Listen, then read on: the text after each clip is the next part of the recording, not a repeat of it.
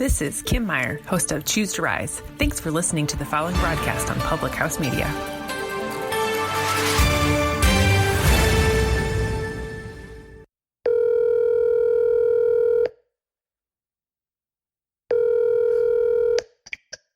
Hello.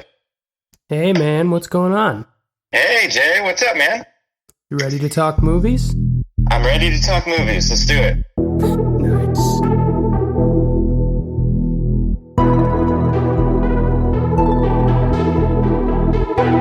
Hello and welcome, one and all, to the latest edition of Fear and Their podcast.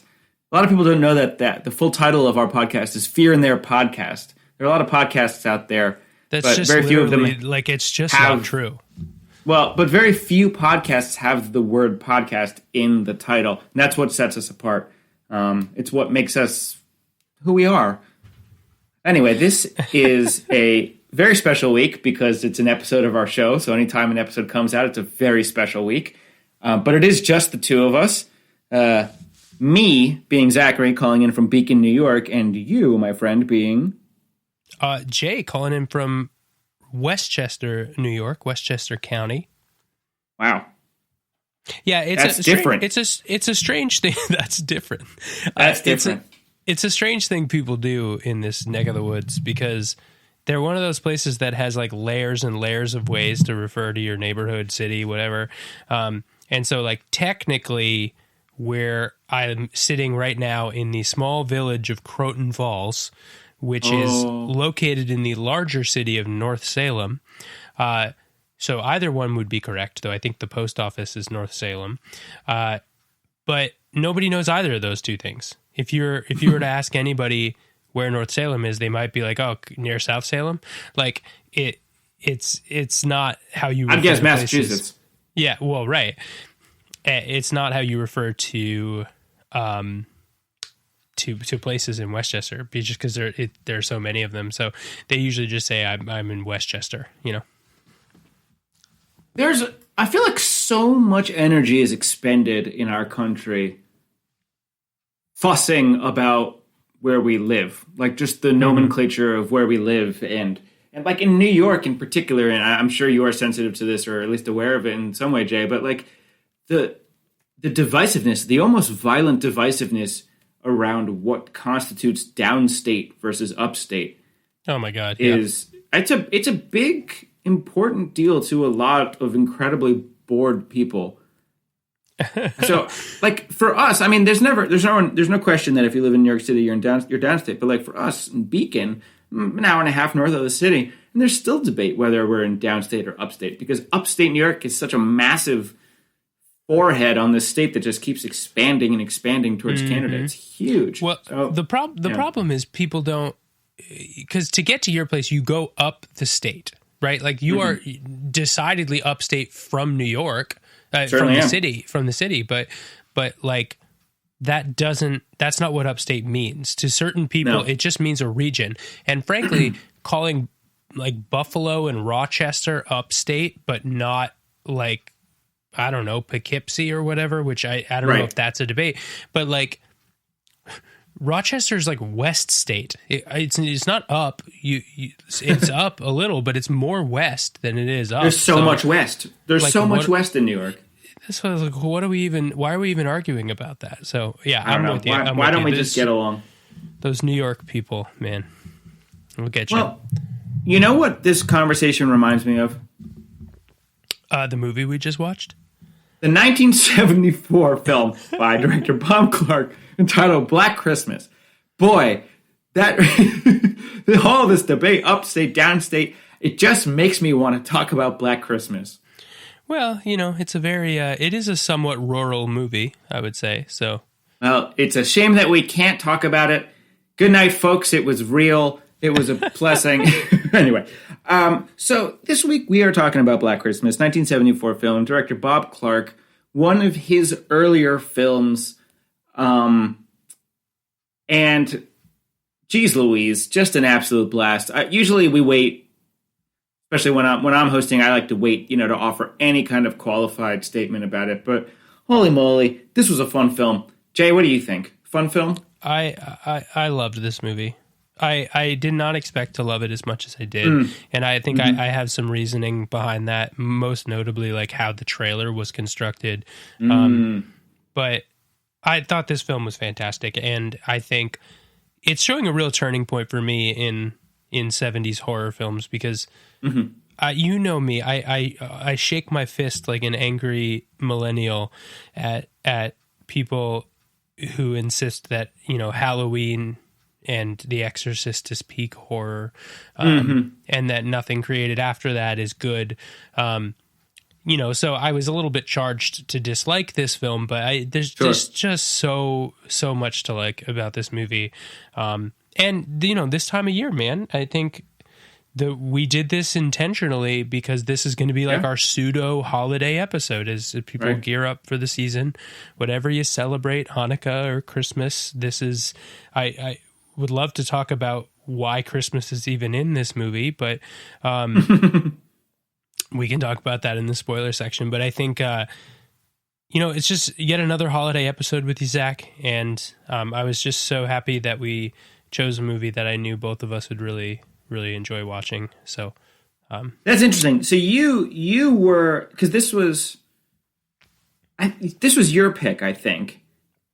Is that right? Well, yeah. I mean, there's a very short list of Christmas horror films. And it sort of always begins with this film. Now there's a remake. There are actually 2 remakes. Which I don't know how faithful either of them are because we did talk about doing a double feature. And I think I'm really happy that we didn't, so we don't have to like dig into the like conceptual conversation about remakes. But, yeah, I think it's mostly just I wanted to do a Christmas movie with you, man, and right, or really just a holiday movie. But I mean, there's you've talked at length about your distaste for Catholicism as a trope in horror films, and there's so very many of them. So you would think that there would be more Christmas horror films. Like I certainly wasn't expecting to find like a Hanukkah horror movie.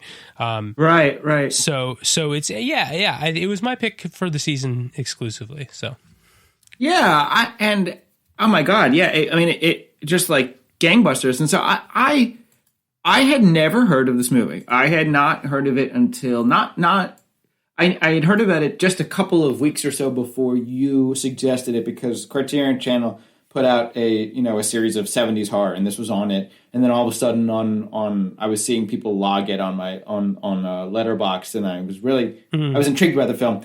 I don't necessarily seek out Christmas movies, and so I probably would have watched this sooner if it had been like a more secular, like if Christmas wasn't in the title, which tends to be a slight turnoff for me.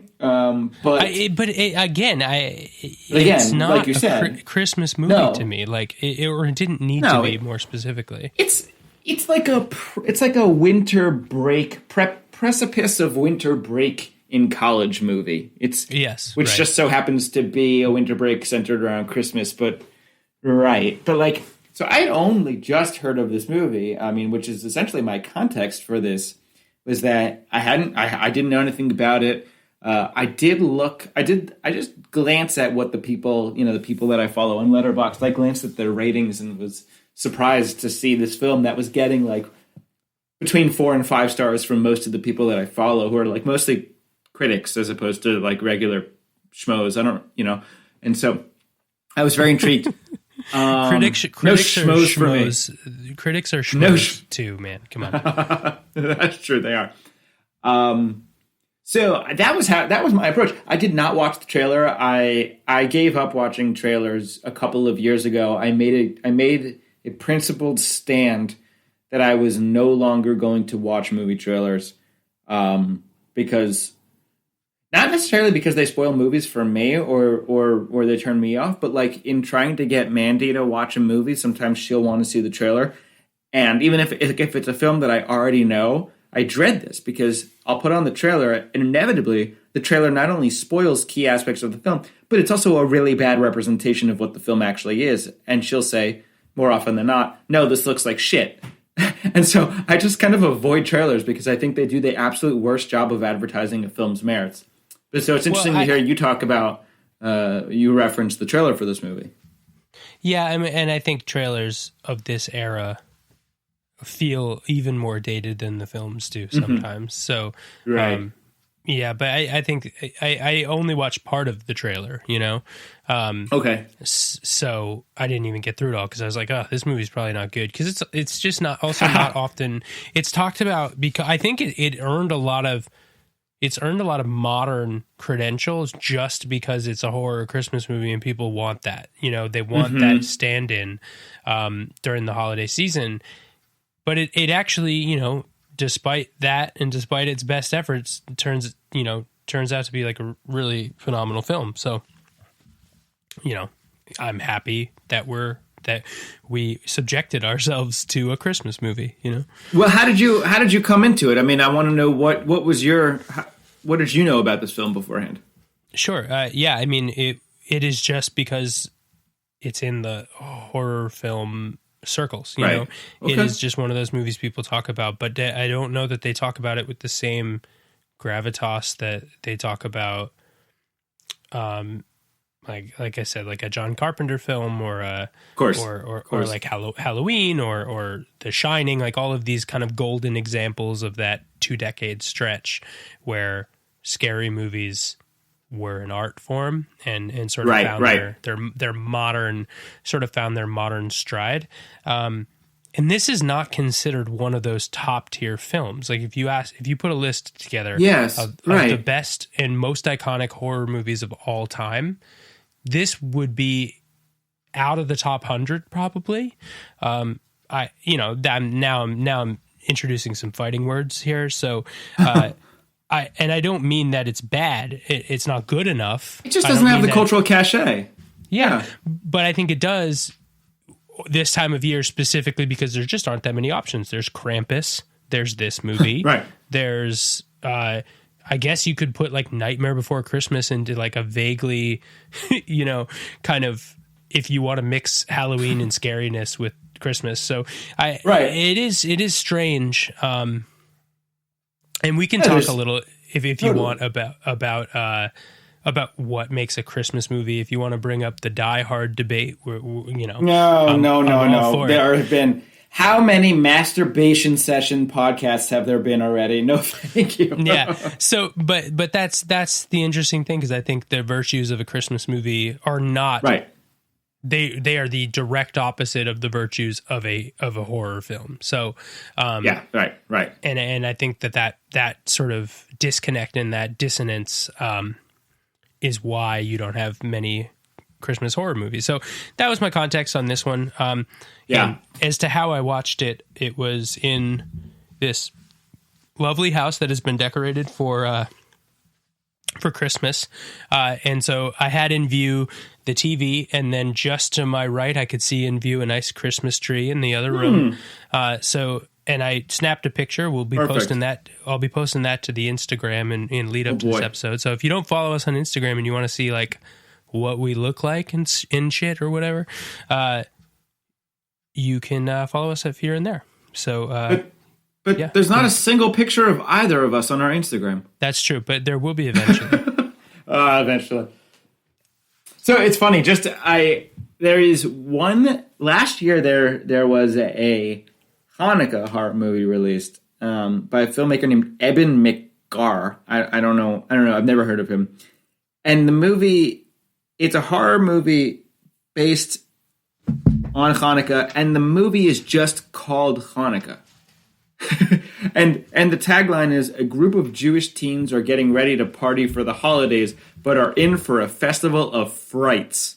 Oh my God. As opposed to a festival of lights. And I'm going to have to watch it. I don't know.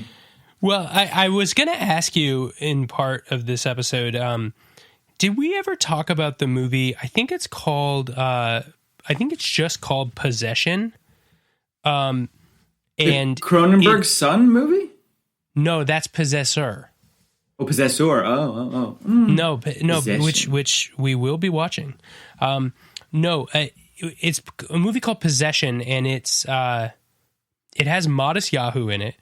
Oh goodness! Oh my! And it deals with specifically a Jewish demon, a Dybbuk, Get back. And I forget who the lead is in it. But I don't know. He gets this weird heirloom box, and his daughter opens it, and then she becomes possessed, and then they have to, the usual. But yeah, it's again. I would almost want to watch that on this podcast so we could talk about like choosing like a specific faith in your horror film, and like what does that drag into it, because like you said, there's a lot of Catholicism in horror films, a lot of like kind of Gothic Catholic imagery, and this seemed like it was just sort of like they pasted the Jewish thing on top of a Catholic demon movie. But at any rate, there aren't that many that deal with there Jewish are not faith. there's one pretty good film called Demon from 2015 by director Marcin Rona. It's a Polish movie, and it's actually quite good. But that's for my spin-off podcast, which for the 40 or so people who download our episodes, that'll be for one of them. So one of them every third episode. So back to Black Christmas. It's interesting just to hear you talk about your observation that this film tends to be left off, top 100 horror movies, that sort of thing. And I wonder if part of it has to do with Bob Clark. So Bob Clark, I think, is an interesting director. He died in 2007. He had been a director already for quite some time. He had done a number of films, I'm pretty sure. But this was still kind of early. 1974 was early in his filmography. In the same year that Black Christmas came out, as far as I know, also he put out a movie called Death Dream, or you might see it also called Dead of Night. I happen to have seen this movie. I think I saw it. I seem to remember seeing it in the movie theaters. I think that there was a restoration of it. It's with what's his face, John Marley, who's he was in The Godfather. He's in John Cassavetes movies, and it's a very good, very strange, very idiosyncratic movie about a soldier who kind of who dies, I think, in Vietnam, and then comes back to life and comes back to his parents' house. So it's kind of like the story. What's that classic horror movie story? Classic horror trope of. I think it's the Gollum trope, where the people pray that their son will come back from the dead, and he comes back from the dead, but it's, of course, he's horrifying. But following 1974, I don't know. I could be wrong, but I don't think Clark did another horror movie. He did A Christmas Story. He did Baby Geniuses, and I think at least one, if not more than one, spin-off of the Baby Geniuses. Well, didn't it franchise? Have Billy Crystal or something in it? I don't know. I have no idea. I know I saw Baby Geniuses, but the other film of his that I know is Rhinestone, which is the incredibly unlikely pairing of Dolly Parton and Sylvester Stallone, which I caught on TV once, but made enough of an impression on me that I remembered watching it. So I just wonder if he had kept doing horror films or slasher films or whatever you want to call it. I wonder if this film would have stayed more relevant in the canon. I see what you're saying. Yeah. So because like Carpenter, it's like, what year did Halloween come out? Halloween came out after. I think it was like mid 70s. Let me look. Yeah, Halloween came out in 78. Halloween came out 4 years after Black Christmas. And I'm not trying to make the argument that this is a better movie than Halloween, but this movie is doing virtually everything that Halloween is doing, and it's doing it 4 years earlier. Well, I mean, there are things that I liked about this film that I liked better than Halloween. I think particularly some of the reveal moments and some of the choices for the ending, which we can talk about. I agree. I think there's so much to love about Halloween. And that movie specifically is kind of a blueprint for a lot of things. So for us to say that Black Christmas is better than Halloween is a stretch. They're both they're both holiday titled movies, so that's great. But yeah, no. But I don't think it's that much of a stretch to say that there are some more capable aspects to this movie than Halloween, for sure. So this is a good opportunity. Let's put down the put up the spoiler wall. Let's deploy the spoiler net. Now, Yeah, before we do, if you'd like. Oh, okay. What else do we have to do? Well, yeah, I think you and I both have recommended it. But before we do, we still have a contest running. We've gotten some new reviews, but nobody has emailed a screenshot. So, Really? yeah, weirdly. So people are listening. Where did we get but those not- reviews? On Apple? Apple Podcasts? Yeah, Apple Podcast. Yeah, just a couple more 5 stars. Hell's bells. Yeah, so we're running a contest right now. If you like what you hear and would like to support us, just give us a 5-star rating on Apple Podcasts, and send a screenshot of that 5-star rating to our Gmail at fearandthere@gmail.com. That is fearandthere@gmail.com. And the first 2 people to do it, we're going to send you some Fear and There swag, some like mugs, maybe a mug, maybe You like mugs? You guys like maybe a mugs? poster. Yeah. You guys like posters? So yeah, just a little way to say thanks on the holidays. And like I said, this is we started this little opportunity last episode, and we've gotten some reviews, but people forgot to send the screenshot. So the contest is still live. So let us know. Unbelievable. And now we can put the spoiler wall. You ready, Zach? I'm ready. Let's do it. Hit me with the spoiler blanket. Just make me All right. so cozy. Yeah, all right. We're gonna wrap you in a spoiler blanket right I now. want to be a spoiler burrito. Okay, well, we are on the other side of the spoiler burrito, and I'm going to crack my second beer. So mark this. I'm way ahead of you. That was a So what's that up, was Zach? that was a nice sound. That was a I think that was the split second where we were an ASMR podcast. Yeah, we like to sprinkle it in a little here and there. I once had one of the funniest things that I ever saw in a movie theater, and I've tried. I've been racking my brain for years to remember what film it was that I was seeing. But I was at a movie, and it was definitely some kind of a party movie, a horror movie or an action movie or something where you don't need to. People aren't really quiet, and it's not really that big of a deal. And in the movie, there was a party, and people were cracking cans of beer open, and there was a guy sitting right in front of us, or me. Maybe I was there by myself, who had a 6-pack with him, and he was drinking, and he had seen the movie. Obviously, he had seen it many times because he knew exactly when a character on screen was going to pop open a can of beer, and he timed his own can opening with the character's can opening on screen. That's ridiculous. And it was such a sight to sort of behold and to hear. There's this like beautiful, fully immersive sound effect. So on screen, when a beer opened, it felt like a beer was opening right next to me, which in fact it was. It was Did you incredible. get that refreshing like fermented hop smell that came through? That's I don't know. I have no idea. Probably, Jay. But why do you have to ask me questions that are such a strain on my memory?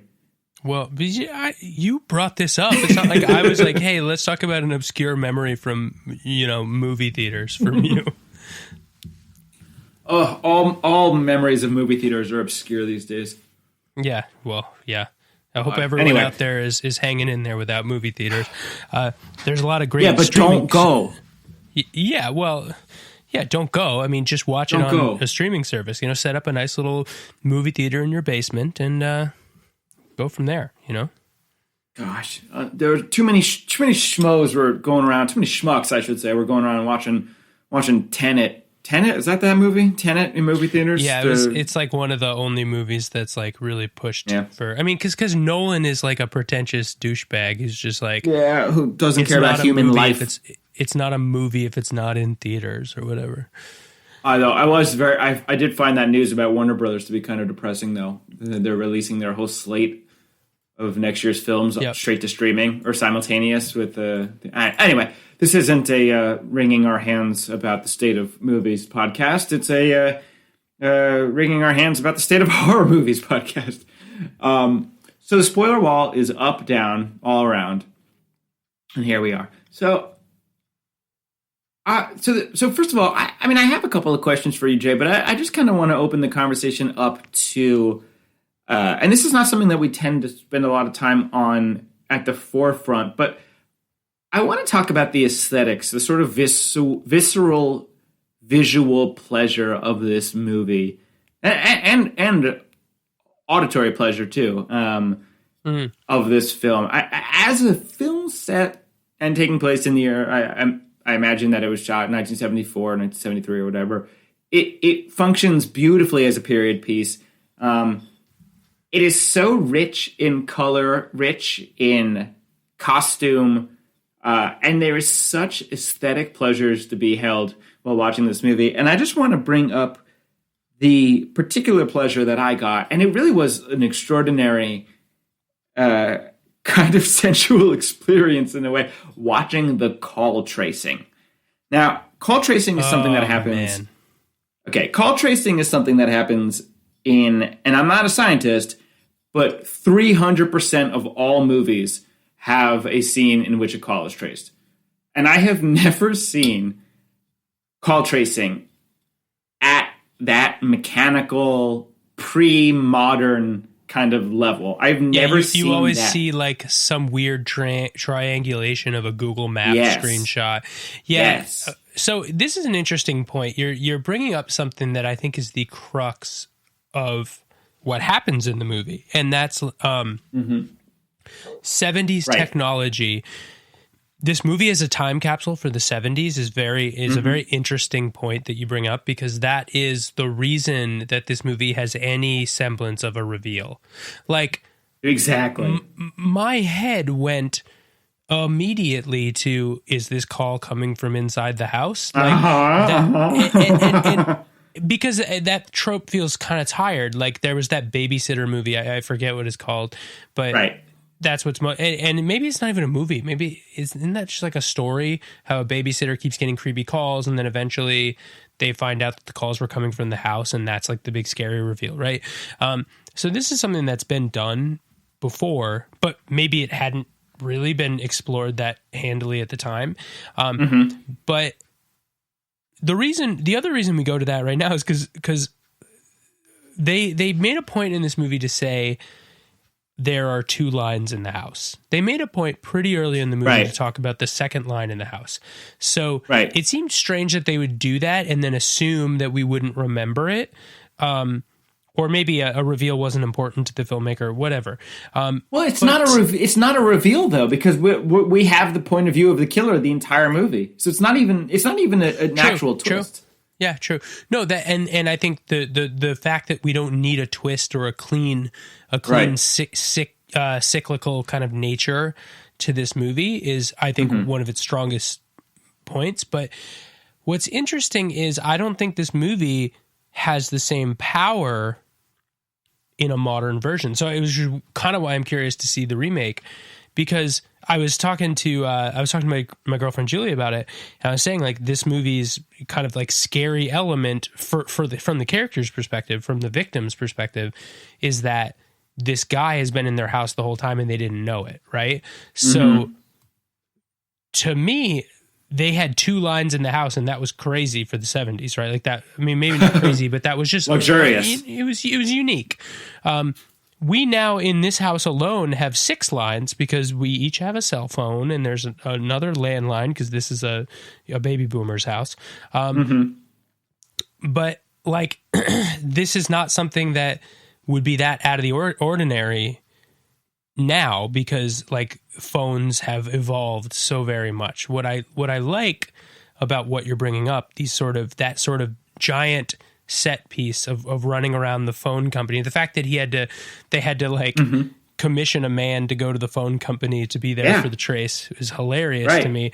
But it is so powerful, and it feels dated, right? Like you can understand that it's dated, but that doesn't detract from the film. I think a lot of like there was this critical like tipping point in like the 90s and early 2000s when there was like a lot of hacker movies and a lot of like movies that deal with cell phone technology and triangulation and all that bullshit. And technology started ramping and ramping and ramping so fast that those movies quickly felt dated because they're trying to feel cutting edge, but they're not cutting edge anymore. They still have like CRT TVs. It's like when you see like Blade Runner or what's that Schwarzenegger movie? Total Recall. Total Recall.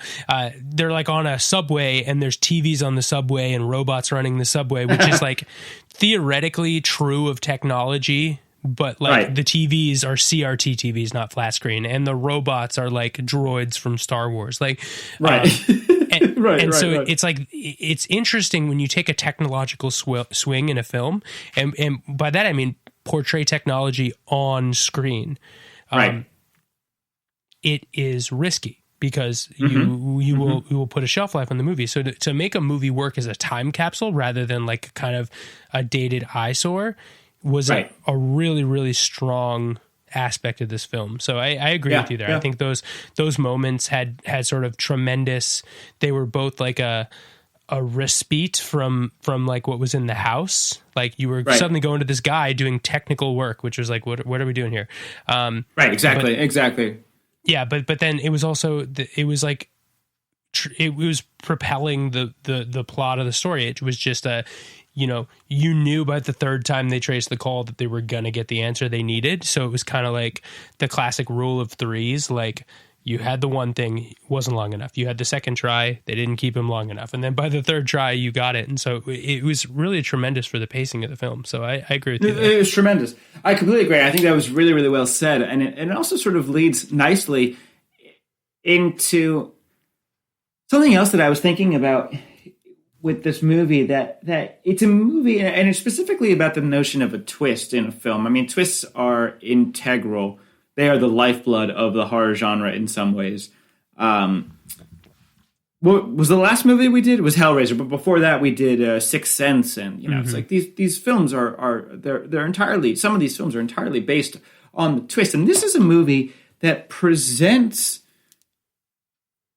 one possible twist, goes a different way, but in going that different way, the twist becomes that there is no twist to this movie. And so what I mean, and let me be coherent for a minute, but like this movie had me think about, Black Christmas had me think about, almost every horror movie has at its core a mystery. Who is responsible for the evil? Who is responsible for the murder? Who is responsible for the possession? Who is doing this to us? That kind of thing. And this film gives you one possible who is doing this to us, and that who is our protagonist. Her boyfriend Peter, played by Keir Dullea, who many of us know from not only from 2001: A Space Odyssey, but also as the supremely creepy villain. And this is a spoiler within a spoiler wall from Bunny Lake is Missing, I think 60s or early 70s Otto Preminger film, which is so good, and I super recommend that to everybody, including you, Jay. He is a masterfully creepy actor, and who does a really good job in this film of being a plausible bad guy. I mean, and then let's be real here. He is a bad guy. He is. That's a good point. Sorry. Yes, he is absolutely a bad guy. He is a typical, sort of abusive, patriarchal piece of shit who absolutely denies that his girlfriend, who's what's her character's name? I'm blanking on it right now, but who denies that she has any kind of agency over her body. So yes, there is a whole incredible, I wouldn't even call it subtext, but a text in this movie that is actually really, really progressive gender politic for the 70s. And there's some great feminist trope in this movie. But my point is, I think they take big bites out of a lot of things in this movie, probably more than they could chew in the runtime. The main character is Jess, and Jess, thank you. I think that there's your point about the twist, and if you were arriving there, I apologize for cutting you off. I am on to my second beer, and it's a pretty high ABV, so. this movie begins and ends, ironically put, with the ending for me. Like, this movie could have been fine. I would have enjoyed the film and given it a high rating if Peter was the killer. You know? No. Mm-mm. Okay. I mean, you can explain yourself, not like but an you're wrong. astronomical rating, but I would have given it like a 3.5, maybe. You know, like. And it wasn't even a twist, even if he was the killer, because we know that about halfway through that he's a candidate, right? They trumpet that the whole movie, but the fact that he is not the killer, and more specifically, the fact that what's the director's name? Clark, you said? Bob Clark. Yeah, the fact that Bob Clark decides in this movie that we as an audience do not need to ever see who the killer is. And do not need to ever know who he was. Like, he doesn't need to be a character that was on the sidelines earlier. He doesn't need to be like the disgruntled cop from the, you know, it doesn't need to be anyone. Like, for this to be an effective ending, it could be the stranger that we knew it was from the beginning. Like, that we never see, whose face we never see. Which is an incredible choice, and it like blew my mind and made me sufficiently terrified last night going to bed. And I'll talk a little bit more about my context in that regard later. But I just wanted to jump in and steal the point right from you, because that is the key to me personally. Like, the fact that that the misdirect was not a misdirect at all, and it was just a disembodied voice or voices. I thought it was incredible, and it made the movie so much better for me. Yeah, that's exactly that's the point that I was driving. That's the key. That if it had been Peter, whose motive was, I don't know, at least partially, obvious. Like you could come up with a motive for him to want to kill Jess. I guess, not really, but you kind of could, I suppose, if you're up against the wall. But to have him be the choice, and then to reveal, but that's the thing. I mean, this is a film that resists the notion of a twist from the very opening shot. We get the POV shot right away, which is then we know is crimped by John Carpenter in Halloween. But we get POV shots of the killer the entire movie. And we know that he's in the house. And so the notion that the calls are coming from within the house is a reveal of dramatic irony alone. For us, there is no real twist and there is no real reveal. Even near the end, when Peter kind of miraculously knows that Jess is in the basement, and we could talk about the plausibility of that if you wanted, or we could just leave it at the fact that it's kind of implausible, but that's sort of neither here nor there. But like, yeah, it's weird. The fact that it turns out that he isn't the killer and that the killer is just a person in the world is, and you just said this, but I want to reiterate it because I agree with you wholeheartedly, is phenomenal. It makes it scary. You can watch a horror movie about a group of friends who get picked off one by one of those friends who is a piece of shit, disgruntled, crazy person. And you could say to yourself, well, that's scary, but my friend group is actually filled with nice people, with mensches, and none of them would murder us.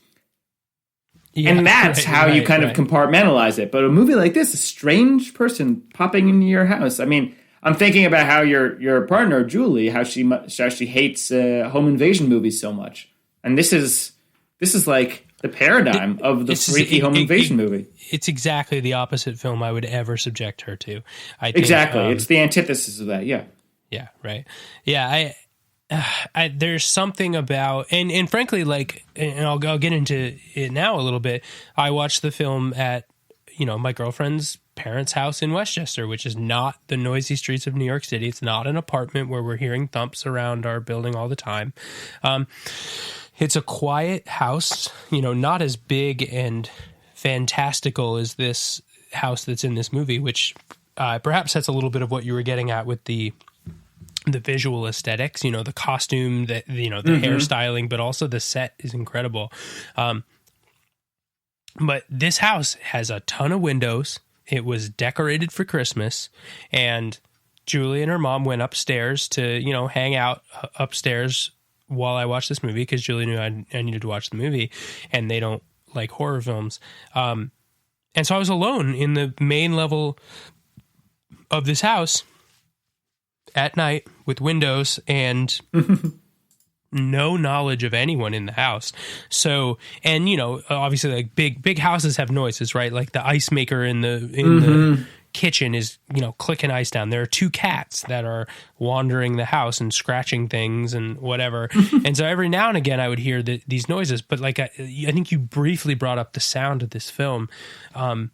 So disturbing what they did to the voice, the disembodied voice on the phone. Oh my God. Yep. And I watched it on a system that was a surround sound system, and I didn't realize it until about 30 minutes in. And I was hearing, and this movie uses surround sound to like freakish effect, which was incredible. So this movie, I am scared of home invasion movies in so much as they are more realistic than a demon movie, but you know that demon movies are the thing that I'm most scared of. So right. The fact that this movie rocked me so hard from a scare perspective, and it wasn't just where I was watching it, but that certainly didn't help. This movie is infinitely scary, and I think the more you think about it, the scarier it becomes. So, yeah, I'm wholeheartedly with you there for sure. Those phone calls. I mean, the real bread and butter of the horror aspect of this movie are the phone calls. I mean, yeah, this is a film from 1974, so inevitably the quote unquote kills are going to be limited by special or practical effects, technology, and maybe budget considerations. So I think this had a kind of considerable budget for the time, but like virtually none of the murders are all that frightening. Phone calls, there is something, they hit on something so indelible with these phone calls. I mean, they are, and I'm with you as far as the scariness. I mean, not even since we started the podcast, but I would say at least a year or two before then, I like hit a wall with my ability to get scared with horror movies. And I just tend not to be scared by them anymore, which I find to be kind of a disappointment. This movie like gave me the creeps afterward, like you said, and those phone calls are 100% the result of it. The sound design was I wanted to ask you, I think I keep talking about the sound design for sure, but I want to ask you before I forget.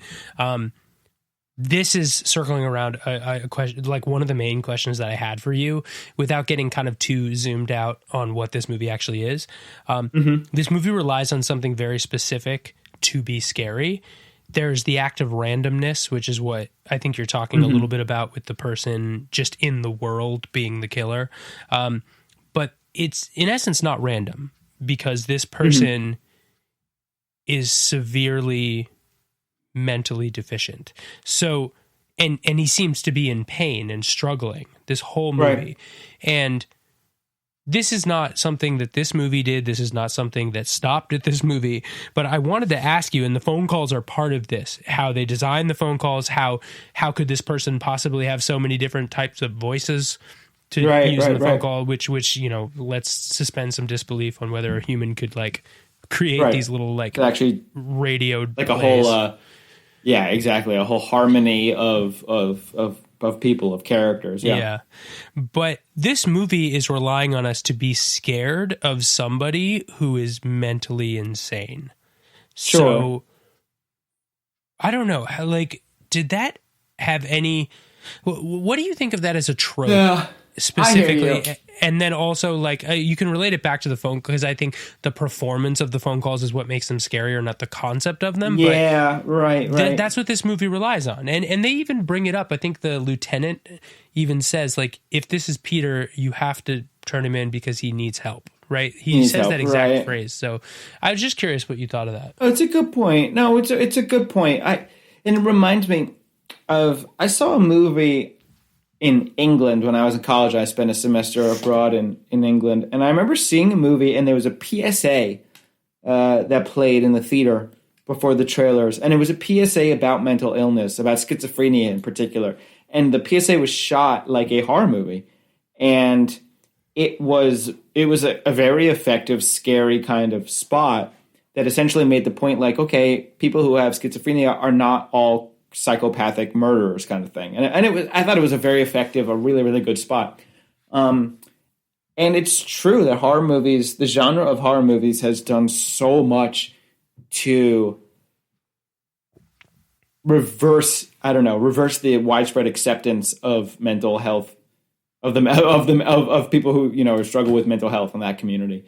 But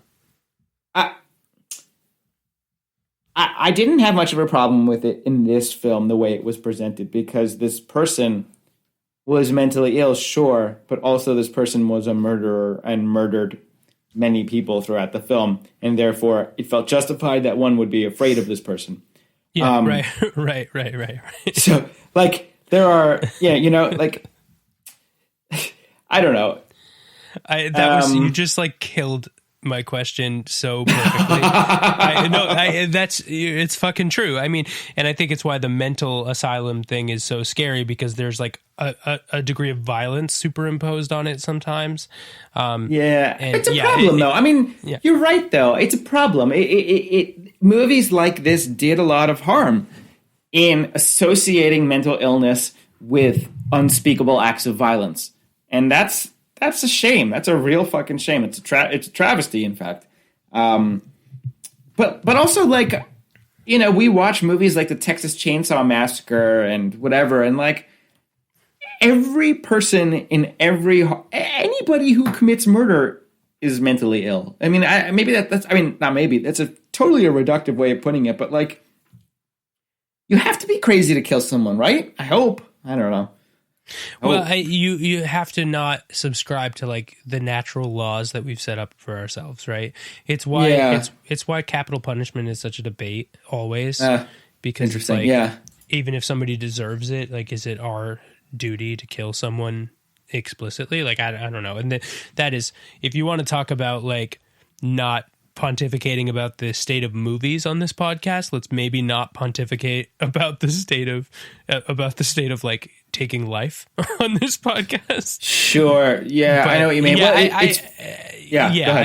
I'm with you there. I think your point, you put it succinctly, like, you're not scared of this person because they're scary, because they're crazy.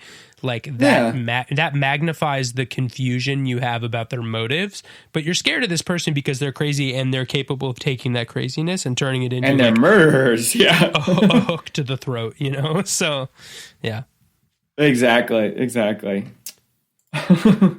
So I actually don't have too much else on my agenda, but I just want to bring up what a star-studded cast this movie happened to have had. I mean, so Olivia Hussey, our lead, who I actually think performance-wise is the weakest of the group, but she was in a pretty tremendous adaptation of Romeo and Juliet. I talked about Keir Dullea from 2001 and from Bunny Lake is Missing. He's a legend in his own right.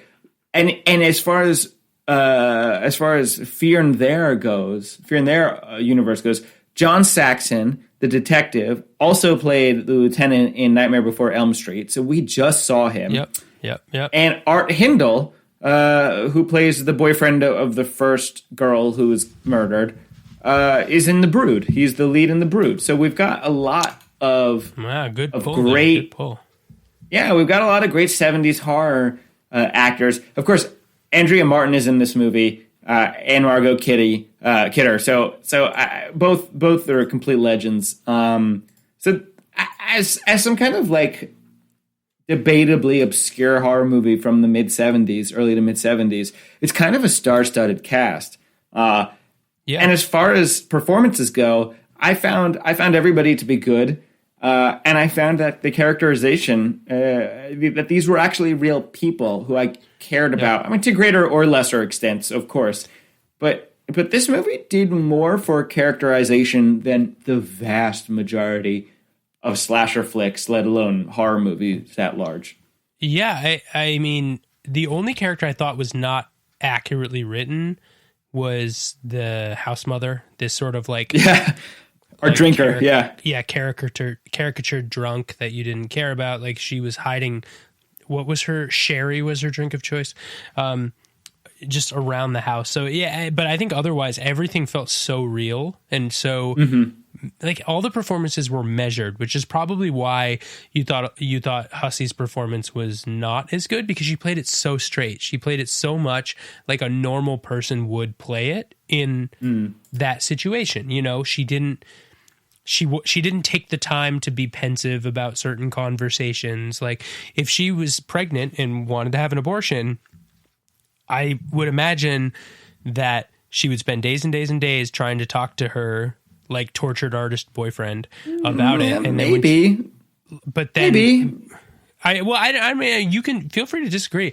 I thought it felt natural to me the way that she played it. Now, I don't think it felt poignant. I don't think there was gravity to her performance, but I don't think there would be gravity to someone in this situation in general. I think it would be hard for them to be poetic about it, you know?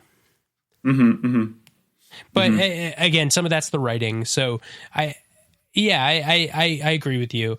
But at the same time, I don't think any performance other than perhaps Peter's was particularly like athletic, if that makes sense. Like if you're like really flexing your acting chops, that's not happening in this movie except for Peter. That scene where he like destroys his the piano with the, you know, with whatever that like mic stand or whatever it is. And even when he's playing for the judges or whatever it is, like, or I would assume like his teachers or professors, he's sweating and losing his mind slowly. And part of me really wanted to poke holes in the trope they were trying to outline. This sort of, like I said, this sort of tortured artist, like the recital, trying to pass his thesis. Yeah.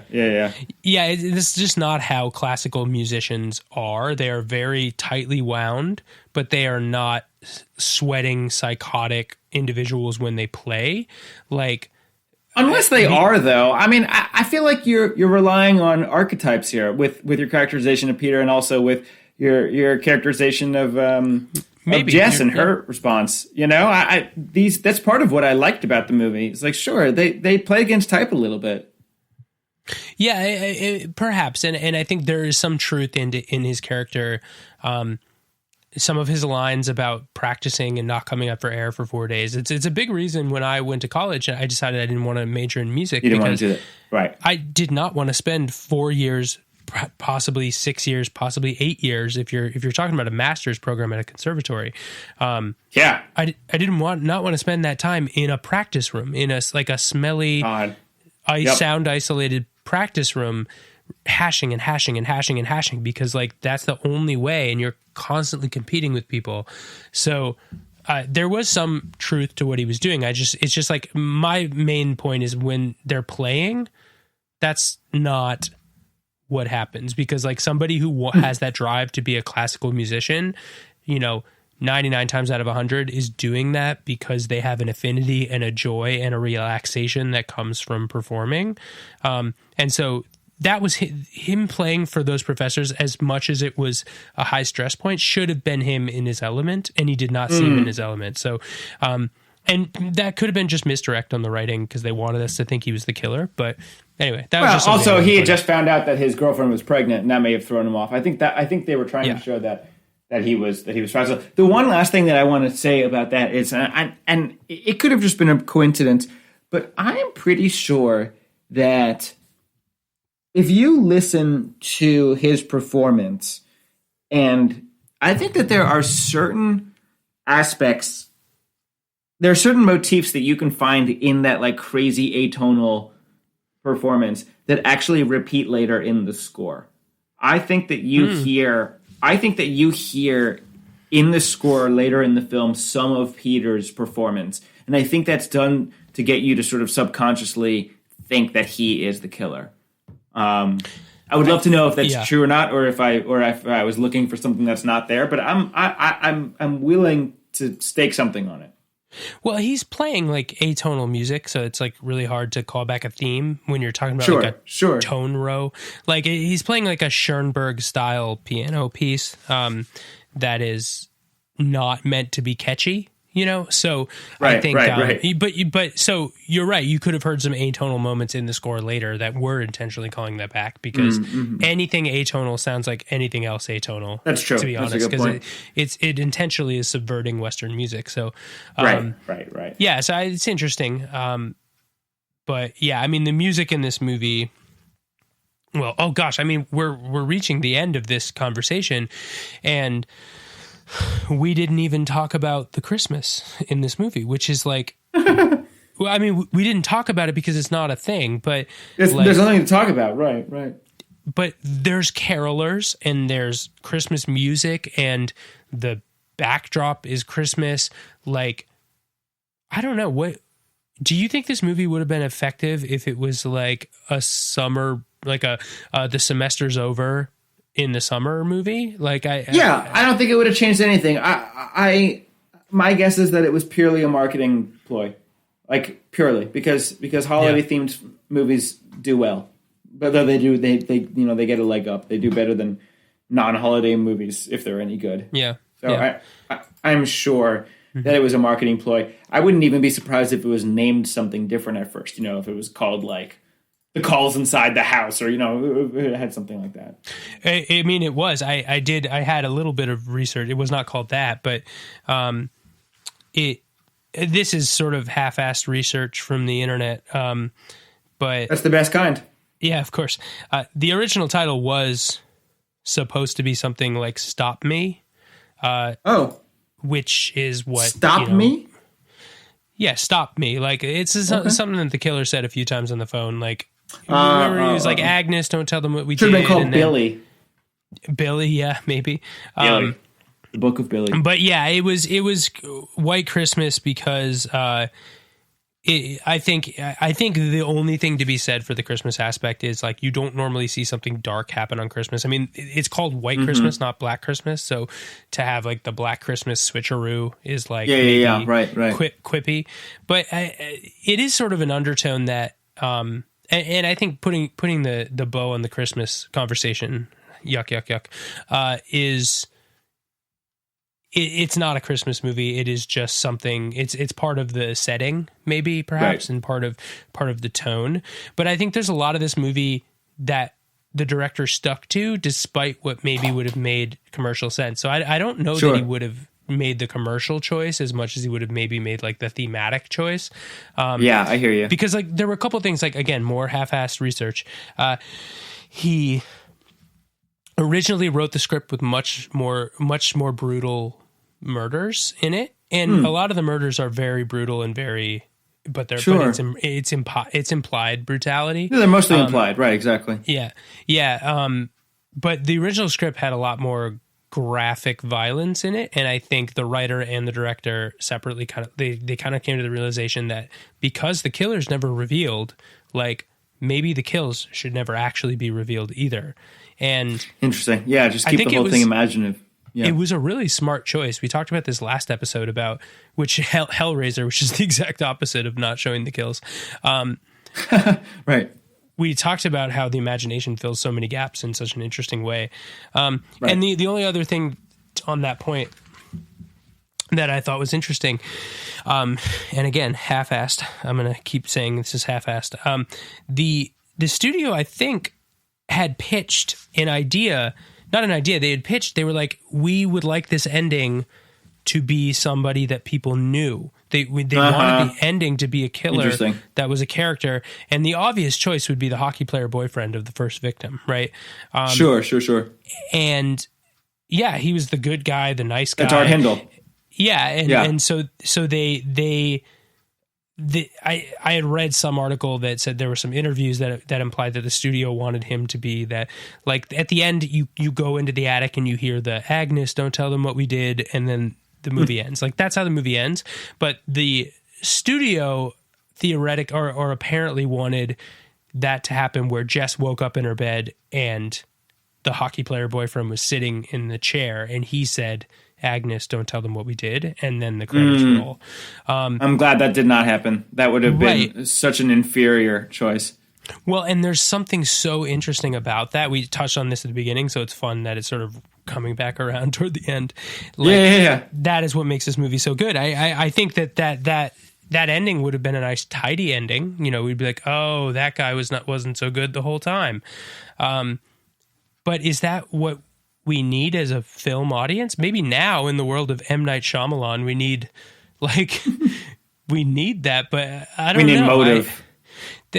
That's why I liked this movie so much, because it was not that. So I don't know. Really interesting.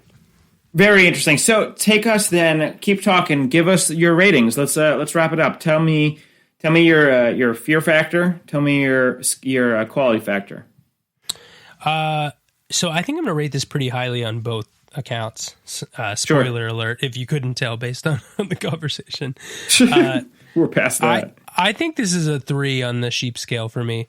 And the sheep scale for new listeners is from 0 to 5 sheep, as in how many sheep it takes you to count to fall asleep. Yes, it's problematic, but the more sheep, the scarier. I'll never stop giggling at that. I'll just never stop.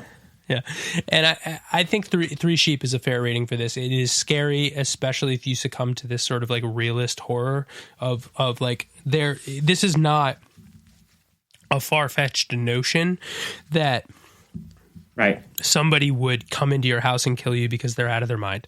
Like it is not something that happens all the time, but it has happened, and that this movie plays so expertly on that, and so I think it's just super scary.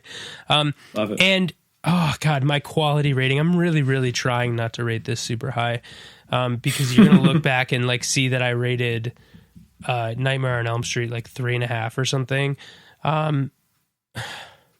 Like, I don't know. Should I be honest, Zach? Should I just say how I feel in my heart? Just do it, Jay.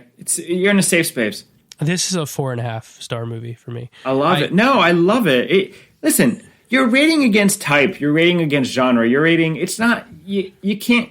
Ratings are not absolute qualifications, right? Like, you got to lean into it. And I respect you for it. Yeah, 4.5 stars. This movie was incredible. It was so measured and so perfect. I would maybe ding it the half star because, like, the kill of the house mother where he perfectly swings the hook and it catches her neck, and then she goes somehow flying. Lifts her up. Yeah, right. Yeah, there was some like slapstickness to that kill that was weird, and they're just a little rough around the edges moments. I think the sort of point of view shots, while scary and effective, they just used those way too much. I think we could have gotten the point in about half of those point of view shots. So yeah, so just a couple of those things, but I think those are very minor. This is an expert movie for sure. I love it. That's wonderful. I love it. So I'm very much with you here. I am very much with you. I also give it a 3 stars on the sheep rating. I was conceptually the idea that the killer was a random entity in the universe, just like a product of chaos in existence, is really frightening. That makes it a universal thing. That makes it accessible, possible for anybody, and that's scary. But honestly, what stuck with me all night were the phone calls and the extraordinary sound design and the breathtaking vocal performance of whoever's doing the phone calls. That scared the shit out of me. It just scared the shit out of me. And I don't know. It didn't, they happened so many times in the movie and it never got stale. And in fact, they only got scarier to me. And I was so smitten by it, but also totally freaked out by it. So it's a 3 for me, and I'm in agreement with you there. My fear rating, my quality rating is 4 stars. Which essentially and that's probably more appropriate for real. I don't know. Maybe yes, maybe no. I honestly, and this is not going to be satisfying what I'm about to say if you've made it this far past the hour mark. But like some films, when I hit 4 stars on a movie, we're already in territory. Like for me, I'm already in territory I'm already in the proximity, the atmosphere of a very, very good movie that I admired greatly. And the difference between a 4-star and a 5-star movie to me is almost, not all the time, but it's almost an emotional, unquantifiable, I should say, value. this movie, it's like, yeah, I mean, the things that you brought up, I had those, I shared those issues. But like, yeah, I mean, other than a few sort of technical issues with the film, plot issues with the film, whatever, it gets a 4-star movie. It was absolutely delightful. It was so much fun. It was freaky. It was frightening. It was incredibly well made. It was easily the most fun I have had watching a horror movie in many, many, many episodes. Right. Yeah, That's great. It sort of it performs a nice balancing act between a movie that feels like I talk about junk food movies that feel entertaining, sort of like in a manner that you should be ashamed about enjoying it, right? Like a Michael Bay movie. And it manages to be that, right? Because it is very entertaining. But it also manages to be like pretentious intellectual fodder. You know, there's plenty to talk about this movie. The capital A art of this movie is incredible. So it somehow does both, which is so hard to do. You see that in this A24 horror movie renaissance we always love to like pontificate about. Like you see it in Ari Aster films, you see it in a movie like The Babadook, you see it in some of these more modern takes. And this movie fits right in with that. It was so entertaining and so good, but also so deep on so many levels. So, yeah. Well, folks, thank you for being a part of this episode.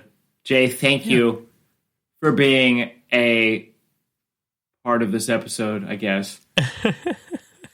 You guess, like begrudgingly.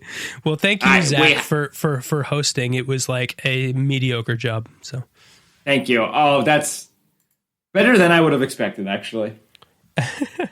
Well, and don't forget, folks, to catch us on the internet at fearinthere.com and fearinthere on all your social channels, and enter the contest. We got some throw pillows up for grabs. Just give us a 5-star rating on Apple Podcasts. Send a screenshot to our Gmail. That is fearandthere, FEARANDTHERE @gmail.com. The first 2 people to do that, I'm going to send you some merch. So get on that and do it. Get some merch. Like, do it so I have to stop saying this on episodes, because it's embarrassing for us, because like it's now I have to keep saying it, you know? So yeah, it's humiliating. 5 stars, get free bullshit. Just get it. Just do it. Just do Everybody loves free bullshit. We love it. We love it. We love bullshit. We love it. We love it. Well, speaking of bullshit, Zach, thank you so much for hosting. It was you are welcome, my friend. Pleasure. All right, folks, we will see you next time, and good night, everybody. Yeah, night. See y'all.